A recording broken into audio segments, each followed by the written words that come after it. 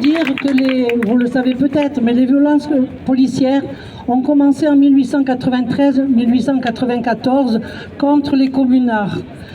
Ça s'appelait les lois scélérates.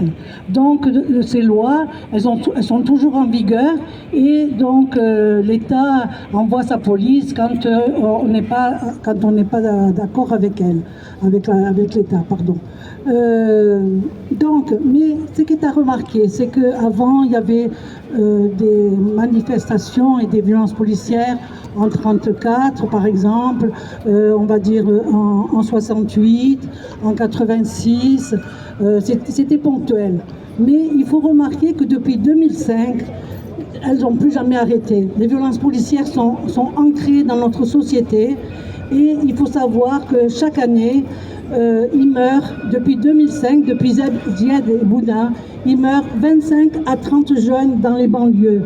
Alors soit ils ont des clés d'étranglement, soit c'est parce qu'ils ne s'arrêtent pas quand on leur demande, enfin voilà. Donc c'est insupportable, parce que qui sait que depuis 2005 on tue 25 à 30 jeunes dans les banlieues en France.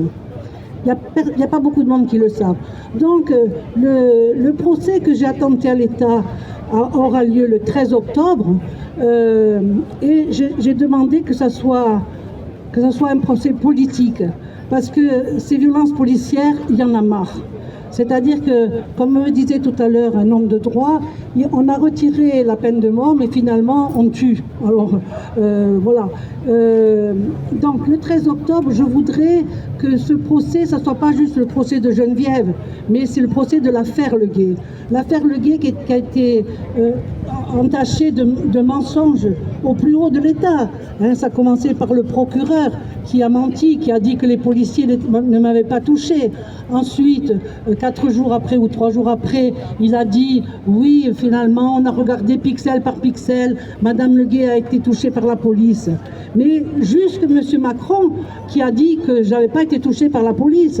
Même à New York, il avait été interviewé en juin 2019 et le Times lui dit Monsieur Macron, chez vous il y a des violences policières? Il dit non, non, pas du tout. Et comme le mois d'avant, le mois de mai 2019, j'avais donné une interview au New Yorker qui tire à 1 million d'exemplaires et qui avait fait une page entière sur ce qui se passait en France, notamment ce qui s'était passé le 23 mars 2019. Et là, la journaliste lui dit « Mais monsieur Macron, Geneviève Leguet ». Alors il s'est mis en colère, j'ai vu la vidéo, hein. Il s'est mis en colère, il a dit « Qu'est-ce que vous croyez que cette dame, elle allait faire ses courses? Cette dame, c'est une activiste, elle était face à la police. » C'est faux, j'ai jamais été face à la police. J'avais un drapeau de la paix et je disais liberté de manifester. Pourquoi je disais liberté de manifester? Parce qu'en septembre 2016, Valls, le ministre de l'Intérieur de l'époque, il était Premier ministre en 2016, il avait dit « Je vais faire retirer le droit de manifester de la Constitution. C'est un droit constitutionnel. » Alors moi, ça m'avait énervé déjà ça. En 2017, les lois travail, les lois El Khomri, Macron 2, et petit à petit, on faisait que perdre des acquis de nos parents et de nos grands-parents. Donc, moi, ce jour-là, je suis descendue pour manifester, le droit de manifester.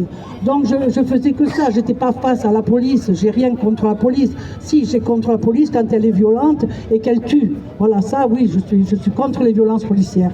Donc, le 13 octobre, j'aimerais que ça soit un procès de l'affaire Leguet, mais aussi, je voudrais qu'on travaille pour toutes ces violences policières de ces jeunes qui sont tués.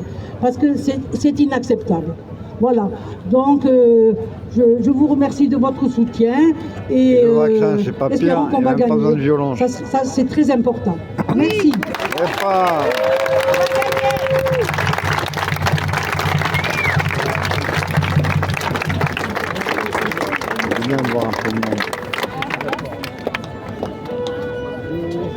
Bonjour à tous, je me présente, je suis Maître Guesgues, je suis avocat au barreau de Nice.